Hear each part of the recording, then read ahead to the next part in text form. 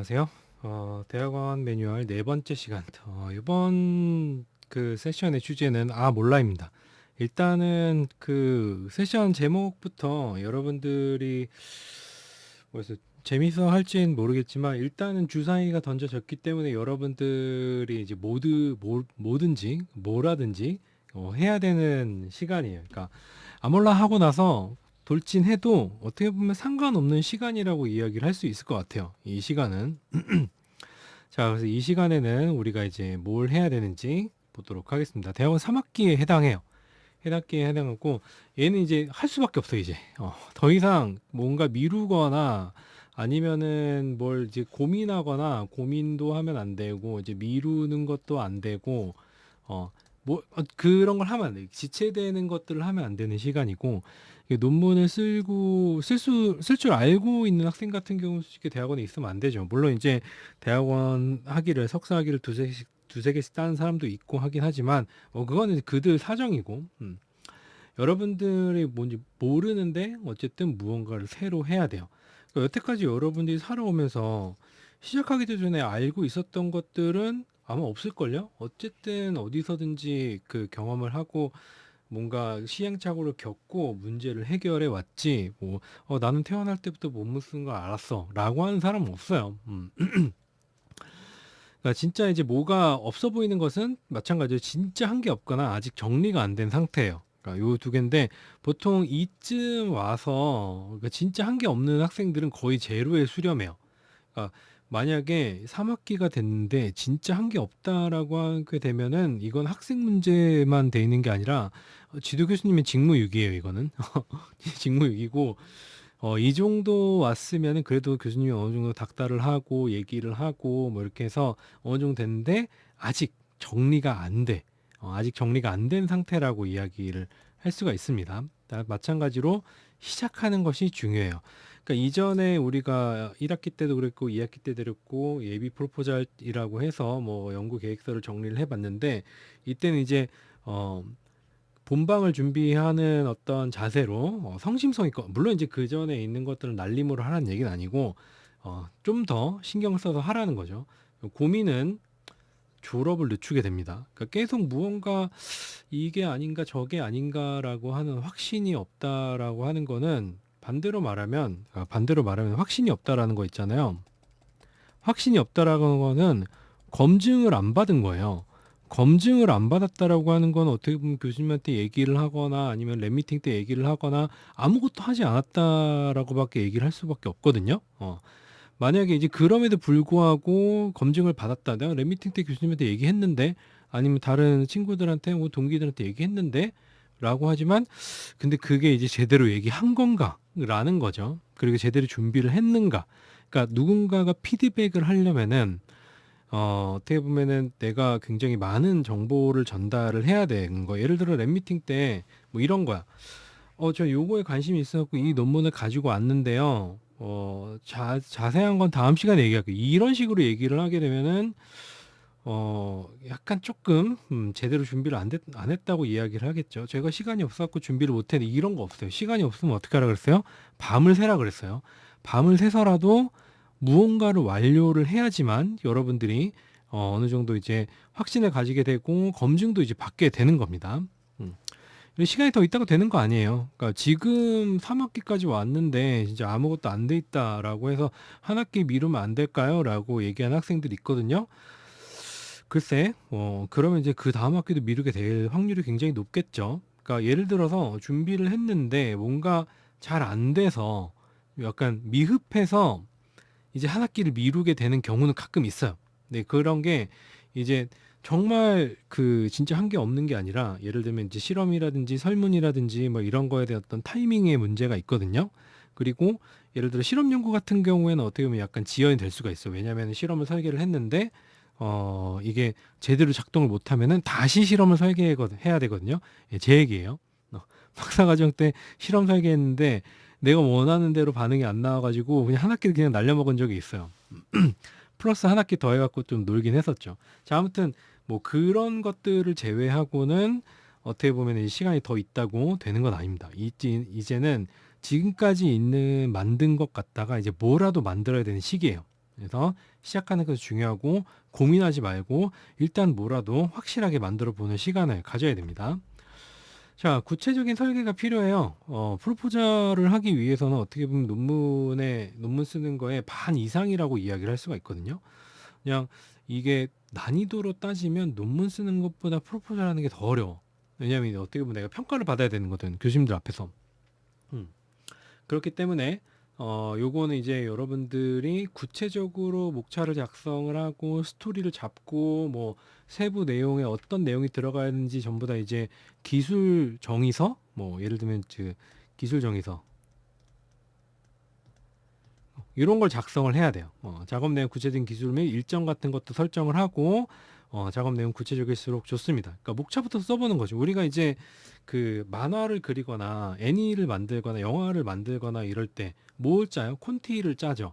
그러니까 여기선 이렇게 되고 여기선 이렇게 되고 여기선 이렇게 되고 라고 하는 것들을 머릿속에서는 뭐 애착이 탐색 활동에 영향을 미쳐갖고 지능을 더 좋게 만든다 뭐 라고 이야기를 할 수가 있어. 근데 그거를 머릿속에서 생각을 하는 거랑 쓰는 거랑은 달라요. 제가 이전 시간에도 계속 얘기했죠. 쓰는 게 중요하고 구체적으로 만드는 거 중요하다고 했었죠.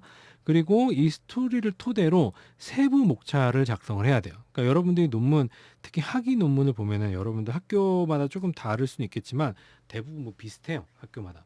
예를 들어서 이제 여러분 대학원 홈페이지에 가면 자료실에 가면은 학위 논문 지침 작성이라고 하는 게 있고 예시 파일이 있거든요.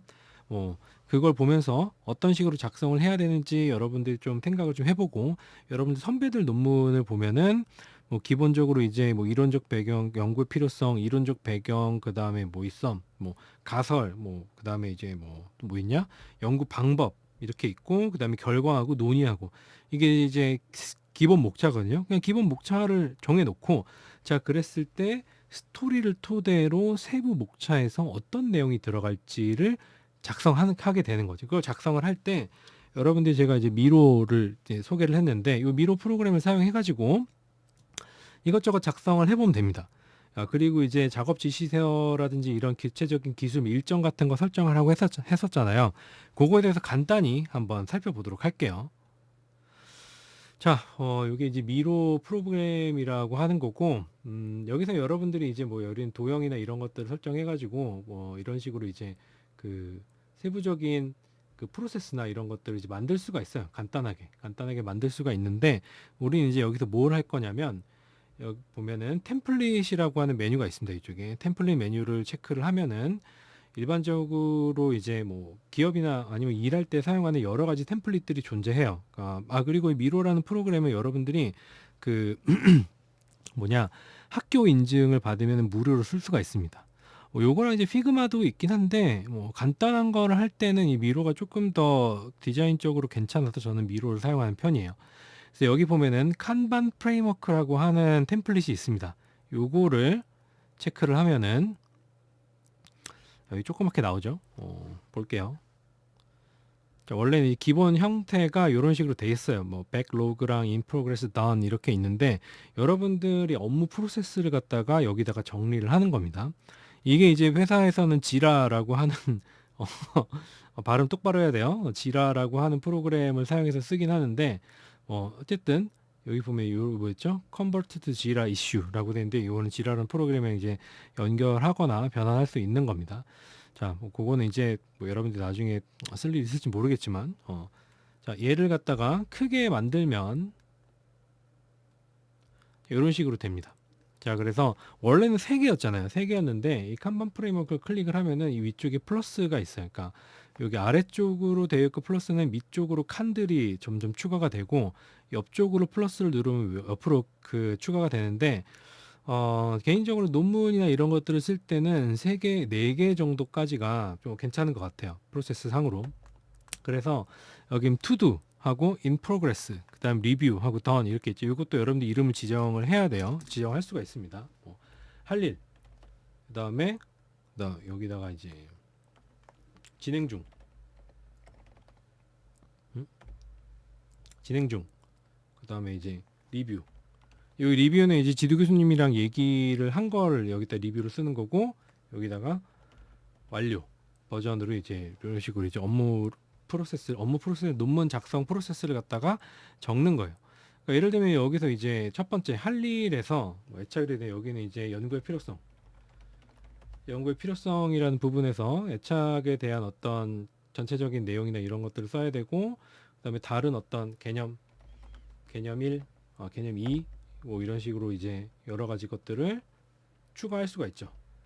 개념 2, 개념 3 이렇게 추가가 되고, 자, 이 개념 1이나 뭐 애착이나 이런 것들을 여러분들이 어떻게 정의를 하냐면 여기 보면 expand라고 하는 게 있거든요. 이 expand를 누르면 이게 이제 어떤 카테고리에 이제 해당이 되는 거고, 그 듀데이트나 이런 것들을 어디서 설정할 수가 있고, 실제로 여기에는 어떤 내용들이 정리가 돼야 되느냐, 여기가 작업 기술서를 쓰라고 했었잖아요. 구체적으로 어떤 내용들이 들어가야 되느냐를 여기다가 이제 작성을 할 수가 있습니다. 그래서 여러분들이 논문을 작성하거나 프로포저를 작성할 때 연구의 필요성이 어떤 내용이 들어가야 되는지를 갖다가 requirement를 여기다 쓰는 거예요. 여기는 무슨 내용이 들어가야 되냐.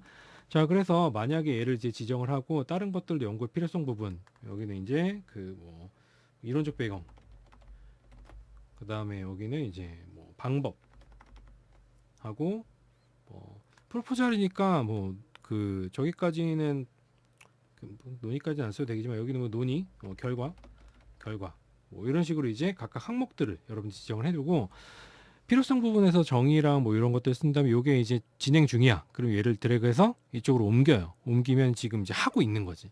지금 하고 있는 거고, 그 다음에 얘를 다 했어. 어느 정도 썼으면 리뷰 칸에 옮겨가지고 이제 쓴 내용을 갖다가 지도 교수님한테 그러니까 검증이라면 이제 리뷰를 받는 거죠.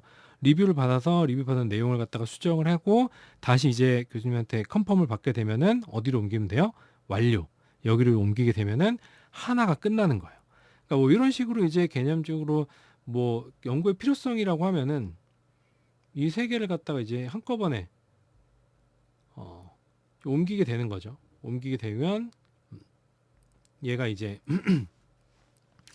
연구의 필요성이라고 하는 부분이 전부 다 교수님한테 리뷰가 되고 전부 다 완료 칸으로 옮겨지게 되는 겁니다. 이런 식으로 이제 여러분들이 하나하나, 그러니까 논문을 뜯어봤을 때 아니면 프로포잘 구성을 뜯어봤을 때 정말 세부적인 것들에 대한 정의와 리퀘어먼트 같은 것들을 정리를 해서 칸반 그 프레임워크에서 여러분들 작업 같은 것들을 관리를 하면은 조금 더 명확하게 관리를 할 수가 있겠죠. 그러니까 뭐가 어떻게 들어가야 되는지를 갖다가 여기다 쓰는 거예요.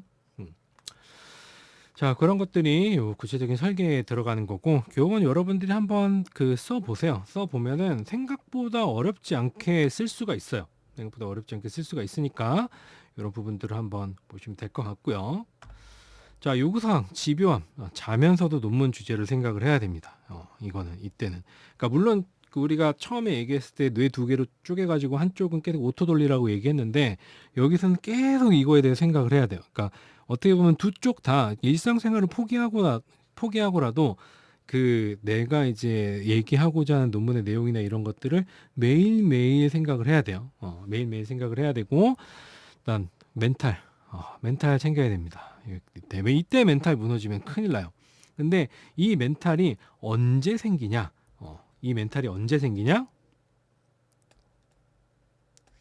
2학기 때 우리가 했던 것들을 바탕으로 이 멘탈이 생기게 됩니다. 2학기 때 우리가 했던 것들을 바탕으로 이 멘탈이 생기게 됩니다. 물론 이제 2학기 때 멘탈은 어디서 생기는 거예요?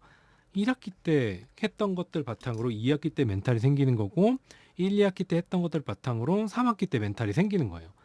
그러니까 아무리 못해도 2주에 한 번씩 지금 프로포절 해야 되잖아. 업데이트 내용을 교수님하고 공유를 해야 됩니다. 그래야지 지금 내 지도 학생이 어느 수준까지 왔고 어디까지 준비가 됐고 나는 어떻게 도와줘야 되고 이런 교수님이 계획을 세운단 말이야. 근데 내가 아직 교수님한테 보여줄 준비가 안 됐다라고 생각하고 계속 미루고 하다 보면은 교수님은 얘는 왜 안 갖고 오지라고 생각을 하면서 뭐 얘기를 해도 교수님 조금만 더 있다가 준비할게요라고 하면 그래 다음 주에 갖고 오렴 이런 식으로 하다가 미뤄지게 되면은 나중에 이제 어떻게 보면은 그거 안 되는 건데 이렇게 되면 어떡할 거야. 그렇기 때문에 진척도나 개선점을 공유할 내용을 무조건 만들어내 가지고 교수님한테 알려줘야 됩니다. 그러니까 이때는 이제 그 교수님이랑 같이 작업을 하는 시기라서 물론 이제 해당하는 내용에 대해서 동기들이나 선후배들끼리 따로 이야기를 해도 돼요. 근데 그때 최종적으로 이야기됐던 것들이 다 어디로 가야 돼요? 교수님 귀에 들어가야 되는 거예요. 그리고 중요한 전환점이나 문제가 해결됐을 경우 이것도 교수님한테 공유를 해야 됩니다. 그때 논리적으로 이런 것들을 막혔었는데 제가 선행연구 뭘 찾아보니까 이런 어떤 부족한 부분을 채워줄 수 있는 내용이 있었어요. 요걸로 갖다가 집어넣겠습니다. 이런 식으로 내용을 공유를 해줘야 됩니다. 그리고 이 연구 결과를 통해 내가 하고 싶은 이야기가 무엇인지 항상 생각해야 돼요. 그러니까 이게 연구의 목적이 되는 거거든요. 제가 연구 목적이 뭐라 그랬어요? 어떤 변수들의 어떤 매개 효과를 검증한다, 뭐 어떤 변수들의 관계를 검증한다. 이게 연구의 목적이 아니라 그랬어요. 그거는 그냥 가설이지. 그 가설을 통해서 가설이 검증된 것들을 통해서 여러분들이 무슨 이야기를 하고 싶은지가 연구의 목적이 되는 거예요. 그러니까 네가 그래서 뭔 얘기를 하고 싶은 데는 모형을 검증하는 게 아니라는 거예요. 자, 그게 반드시 중요하게 생각을 해봐야 되는 문제입니다. 이게 생각하기가 굉장히 힘들어요. 그러니까 이걸 생각하려면 뭐가 있어야 되냐면 지식이 있어야 돼요. 지식은 어디서 와? 선행연구에서 와. 선행연구를 얼마나 읽어야 돼요? 말이 나와서 이제 얘기를 하는데 여러분들이 논문 한 편을 쓰기 위해서 논문 뒤쪽에 레퍼런스를 적잖아요. 그 레퍼런스에 대충 한 200개 정도가 적혀야지만 여러분이 논문 한 편을 제대로 쓸 수가 있어요. 그러니까 그 미만, 물론 이제 그 미만으로 썼다고 해가지고 구린 논문이라는 건 아니야. 근데 적어도 그 정도는 읽어야지 여러분들이 해당 연구하고자 하는 내용에 대해서 어느 정도 이해를 할 수 있다라는 거죠. 그만큼 많이 200개를 어느 세월에 읽어요 라고 이야기를 했는데 물론 처음부터 끝까지 풀로 읽는 것들은 100개가 안 돼요. 그것도 많다고 하면 솔직히 뭐 할 말은 없긴 한데 그 정도는 해줘야지 어떻게 보면은 그 공부를 했다라고 이야기를 할 수 있으니까 대충 한 200개 정도라고 생각을 하고 그만큼 읽으면은 내가 이야기하고 싶은 다른 논문에서 논의랑 이런 데서 이 논문 제목과 연관돼서 무슨 이야기를 하는지에 대한 감이 잡힌단 말이에요. 그러니까 여러분들이 생각해야 될 게 그리고 그 뭐냐 그 전 시간에도 이야기를 했지만 저거 하지 말라 그랬어요. 개념적으로 계속 생각하지 말라 그래서 개념적으로만 말하다 보면은 듣는 사람도 무슨 말인지 모르겠고 말하는 사람도 무슨 말인지 몰라요. 그냥 변수명으로 이거랑 이런 관계가 있고 이런 얘기는 백날 해봤자 아무런 소용도 없습니다. 물론 이제 그게 쉽지 않다는 건 알아요. 쉽지 않다는 건 아는데 어떻게든 얘네들을 구체적으로 위에서 저 위에 있는 형이사학적인 거를 이 아래로 끌어내리려고 계속 노력을 해야 됩니다. 그러니까 예를 들어 설명하면 돼. 그러니까 뭐 예를 들어서 이제 뭐 현실 생활에서 어떤 아이가 어떤 행동을 보이는데 아니면 이제 뭐 인간의 욕심은 끝이 없고 같은 실수를 반복하는 이유가 뭔지 궁금해서 이 연구를 시작했어요. 구체적으로 저는 항상 그 뭐지 제 옛날 얘기인데 그 금전적으로 굉장히 부족하면서도 전자제품 새로운 전자제품이 나오면 탈탈 털어서 이제 제 생활을 굉장히 어렵게 만드는데 왜 그런지 모르겠어. 그러다가 그럼 애들도 그런 걸 할 수 있을까?라고 하다가 이제 박사학위 논문을 쓰게 됐거든요.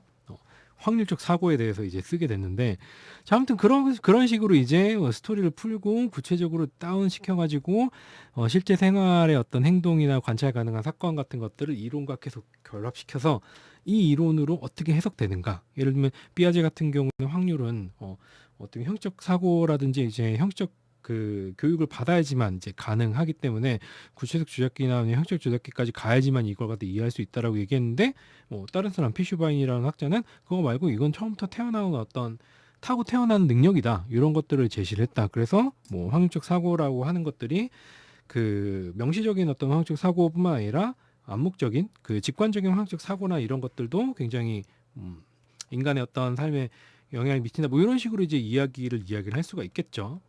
자, 그런 얘기입니다. 구체적으로 하란 얘기가.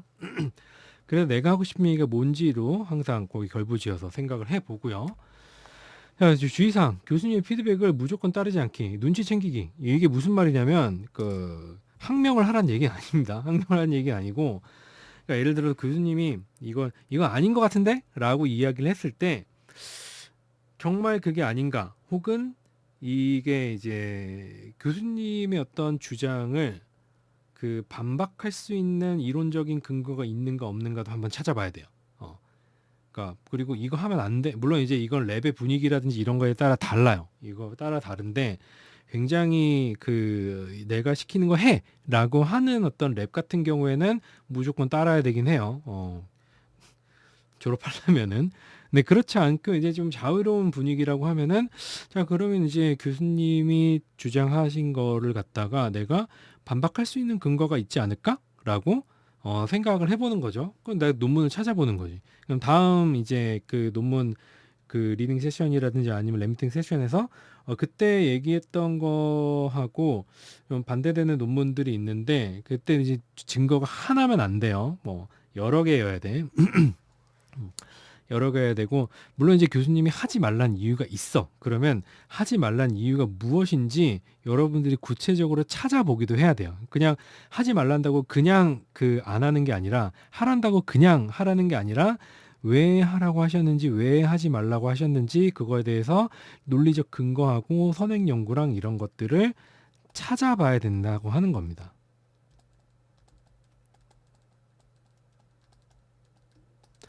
그래야지 내가 '아 이게 이래서 안 되는구나.'라고 생각을 하면서 그럼 과연 이거를 극복할 수 있는 어떤 논리적인 근거라든지 이런 것들은 없을까? 요런 것도 생각을 해 보게 되는 거죠. 자 그리고 이제 매번 똑같은 놈이 글로 쓰지 않으면 아무것도 안 나와요. 그러니까 여기서 이제 뭐냐면 시각화도 굉장히 좋아. 시각화도 좋고 미로에서 그림 그리고 하는 거 좋긴 한데 여러분들이 프로포즈를 하고 여러분들이 이 내용을 갖다가 사람들과 다른 교수님들한테 이야기를 하려면은 텍스트로 만들어야 돼요. 텍스트로 만들어 보고 시각화도 좋지만 항상 최종 결과물은 텍스트로 그러니까 이게 내가 머릿속에 있는 것들은 내 스스로는 다 이해가 가. 근데 얘가 남한테 이해가 되도록 나오려면 어떻게 해야 돼요? 여기서 정리가 돼야 돼요. 여기서 정리가 된 게 어떻게 돼요? 밖으로 물리적으로 텍스트로 나와야 돼. 언어적으로 설명하는 거하고, 그러니까 구두로 설명하는 거하고 텍스트로 설명하는 것도 완전히 질적으로 다르거든요.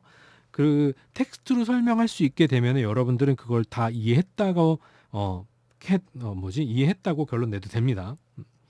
최대한 많은 살펴보고 통계는 신경 쓰지 않아도 돼요.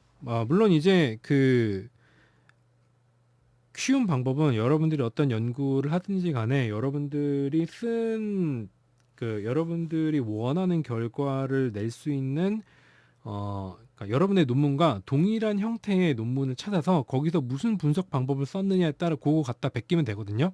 그러니까 대부분 이제 뭐 매개나 조절이나 프로세스 매크로를 사용해서 뭐 조절된 매개나 뭐 이런 것도 한단 말이야. 그러면은 비슷하게 모형이 구성되어 있으면은 나랑 연구 모형이 똑같은 논문을 찾아서 거기서 분석을 어떻게 했는지 그거를 갖다 쓰면 되고 가장 좋은 거는 여러분들 선배들이 여러분들과 동일한 논문을 썼으면은 그것과 동일한 형태의 분석 방법을 쓰면 됩니다. 안 그러면 이제 그 실제로 어떻게 돌리느냐는 지금 신경 쓸 필요 없어요. 그러니까 이 뭘로 돌리느냐, 어떤 분석을 하느냐 여기까지만 얘기해도 상관없습니다. 자, 그다음에 프로포절 준비, 예행 연습 반복해야 돼요. 그러니까 프레젠테이션을 보면은 이제 학생들이 프로포절을 할 때 보면은 이렇게 종이를 갖고 왔고 이렇게 파워포인트 밑에 보면 노트 있잖아요. 그 노트를 보면서 줄줄 읽어. 내가 말했지. 프로포절은 낭독회가 아니야. 얼마나 잘 읽느냐가 아니라 내가 이 연구를 얼마나 잘 이해했고 다른 사람한테 이 연구를 얼마나 잘 설득시키고 설명할 수 있느냐를 갖다가 어필하는 게 프로포절이거든요. 그렇기 때문에 PT 화면을 보면서 그러니까 보면서 연구 내용을 설명할 수가 있어야 돼요. 그러니까 이렇게 보면서 줄줄 읽는 게 아니라 화면을 이렇게 보면서 지금 이 내용이 이 내용이고 여기서 이렇게 진행이 됩니다. 그러니까 청중과 화면을 번갈아 가면서 여러분들이 내용에 대해서 설명을 할 수가 있어야 돼요. 그러면은 예행 연습을 계속 반복해야 되겠죠. 그러니까 보통 그 학교마다 좀 다르긴 한데 20분 프로포절이나 아니면 25분 프로포절이거든요. 그때 이제 뭐 발표가 15분이고 질의응답이 5분이거나 발표가 15분이고 질의응답이 10분이거나 뭐 아니면 이제 30분, 40분 하는 데도 있긴 해요. 그건 이제 뭐 학교마다 좀 다르니까 그 시간 동안 여러분들이 공부한 내용을 강의를 한다라는 생각으로 프로포절에 임해야지 이게 그냥 내가 여태까지 한 거를 그냥 이렇게 보여준다라는 식으로 프로포즈를 하게 되면은 이게 신뢰가 가지 않죠. 그건 보여지는 것들도 굉장히 중요하고 지도 교수님이 이제 뭐 학교 분위기마다 다르긴 한데 저는 항상 학생들한테 프로포잘 준비할 때 절대 읽지 마라, 절대 읽지 마라라고 이야기를 해요. 왜냐면 저 개인적으로 좀 없어 보여서 그래요. 그게. 어. 자, 그다음에 PT 구성은 문단 형식 줄글 금지입니다. 발표잖아요. 발표니까 줄글로 쭉 써내려가면서 물론 이제 내가 이거를 안 읽어 노트 PPT 노트를 안 읽고 이렇게 설명하면서 하는데 이렇게 서가지고 저기 화면을 보면서 계속 줄줄 읽으면서 발표를 해. 그것도 안 된다는 거예요. 뭐 좀 극단적이긴 하지만 PT 준비가 프로포잘 준비할 때 PPT 구성은 지금 제 화면 있죠. 요 정도가 어떻게 보면 가장 옵티멀하지 않을까. 물론 여기는 몇 좀 있어야지. 뭐 이 정도 줄글. 그러니까 개인적으로는 문단은 그러니까 PPT에 있는 줄은 적어도 두 줄을 넘지 말아야 한다요. 그러니까 두 줄을 넘지 말아야 한다라는 거고 크기는 28포인트에서 32포인트보다 더 작아지면 안 된다요. 그러니까 그 밑으로 작아지게 줄어들게 되면 글이 굉장히 많아지잖아.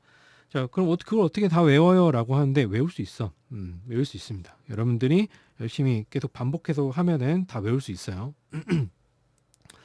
안 해서 하기 싫어서 그러는 거야. 내 생각엔 그래요. 이미 대학원까지 왔으면 그 정도 그 워킹 메모리가 있어가지고 그 정도는 충분히 외울 수 있어요. 여러분들 학부 때 중간고사, 기말고사 때 다 외워서 공부하지. 그 많은 걸 어떻게 다 기억하고 있어? 외웠으니까 기억하는 거지.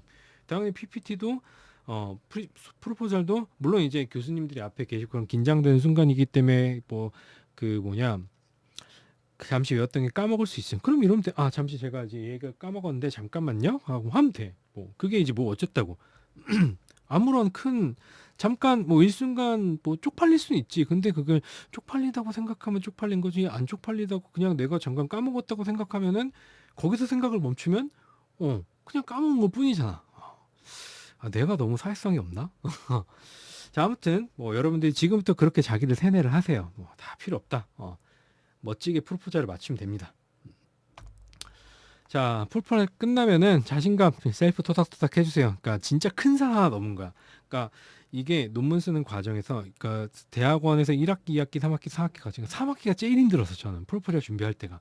그러니까 논문 쓰는 거는 뭐 그렇게 어렵진 않아서 실험하고 뭐 이런 것들 많이 어렵진 않았는데 이 프로포절의 산을 넘기가 너무 힘들었고 이것만 끝나면은 그 다음에는 이제 거의 어떻게 보면은 다 끝난 건 아닌데 지금까지 걸어왔던 길보다는 그래도 약간은 덜 가파른 물론 이제 지금까지 잘 걸어왔다라는 전제하에 지금까지 잘 걸어왔다면은 그 다음은 뭐 그렇게 어렵지 않은 길만 남았다고 이제 볼 수가 있습니다. 그 다음에 IRB 바로 제출하세요. IRB 학교마다 좀 다르긴 한데 IRB가 있는 학교들도 있고 IRB가 없는 학교들도 있긴 해요. 뭐 그거는 이제 학교 사정마다 다른데 요즘 대부분의 학교에 IRB가 있거든요. 생명윤리 그 심사인데 이거는 나름대로 굉장히 중요한 어떤 절차이긴 해요. 절차이긴 한데 공식적으로는 이 연구가 뭐 이 피험자의 인권을 침해하는 게 있는지 없는지 어떤 연구의 어떤 절차나 이런 것들이 제대로 지켜졌는지 이런 것들을 검토하는 그 과정이거든요.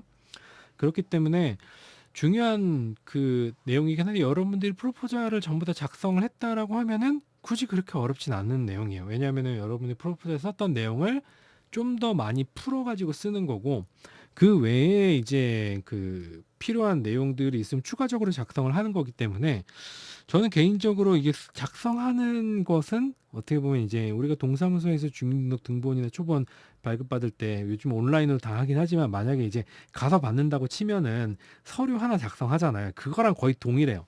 그러니까 근데 여기서 여러분들이 몇 가지 주의해야 될 점은 뭐 스페셜 파퓰레이션이나 아니면 이제 특이한 파퓰레이션 같은 경우에 그러니까 법정 대리인의 동의가 필요한 어떤 연구 참여자가 있어요. 아동, 청소년, 노인 요 세 집단을 연구할 경우에는 심사 기간이 조금 길어질 수 있다. 그다음에 직접적인 대면 실험이나 이런 것들 경우에는 또 심사 기간이 조금 더 길어질 수 있다. 뭐 그 정도인데 설문지로 연구하는 것들은 거의 대부분 신속 심사로 끝나요. 학교마다 좀 다르긴 하지만 그리고 방학 동안 데이터 수집해야죠. 논문 쓰기 전. IRB가 보통 짧으면 2주, 길면 한 달 정도, 한 달 이상 걸려요. 근데 처음 심사 같은 경우에는 한 달 정도 걸리거든요. 첫 심사는. 그랬을 때 여러분들이 만약에 이제 프로포잘이 뭐 10월이나 11월, 12월 요쯤에 하거든요. 이제 하게 되면은 언제 하든지 끝나고 나서 바로 그 제출을 하면은 방학 동안에 여러분들이 데이터 수집을 할 수가 있습니다. 뭘 하든지 간에. 물론 이제 타이밍이 맞아야 되는 경우도 있긴 하지만 일반적으로 방학 동안에 전부 다 4학기가 개강하기 전에 데이터를 수집을 하면은 얼마나 좋아. 난 그때부터 뭐 하면 돼? 분석하고 정리만 하면 된단 말이에요. 그렇기 때문에 일단 여기까지 데이터 수집까지만 이제 끝나면은 바로 IRB 제출하고 IRB 승인 나면은 바로 데이터 수집을 하세요. 그래야지 나중이 편해요. 물론 이런 수집 방법이나 이런 것도 지도 교수님이랑 전부 다 논의가 되어 있어야만 되는 거죠. 자, 그래서 여기 이제 아 몰라 세션은 이제 포인트 오브 노 리턴이에요. 그러니까 이제는 못 돌아가요. 주사위 던져진 거고 이제 끝난 거고 어떻게든 이제 앞으로 그 가야만 하는 시기인 거예요. 그래도 1, 2학기 때 잘 해놨다면 3학기 때 그렇게 어렵지 않게 이 어려운 시간을 보낼 수 있을 거고 진짜 이 고비만 넘기면은 그 다음부터는 어떻게 보면 좀 덜 힘들게 됩니다. 뭐 재수 좋으면은 거의 4학기 계약하고 나서 한 달 만에 논문 다 쓰고 땡땡거리 놀 수도 있어요. 재수 좋으면은 진짜 꿈만 같잖아. 제가 그랬어요. 할 수 있어요, 여러분들도. 제가 뭐 엄청나게 뭐 특별하거나 그런 것보다도 특별한 거 하나 뭐냐면 집요한 거 하나 있거든요. 그러니까 모든 그게 이제 기질이냐 성격이냐 잘 모르겠는데 어쨌든 그렇게 타고 태어난 것 같아요. 그게 이제 저는 안 그런 것 같아요라고 이야기하면 어쩔 수 없긴 하지만 노력하세요. 그건 뭐 어떻게 해서 졸업하려면 해야지. 자, 그래서 이번 3학기 세션에 대해서는 요 정도까지 마무리를 하고 다음에 이제 4학기 내용으로 찾아보도록 하겠습니다. 수고하셨습니다.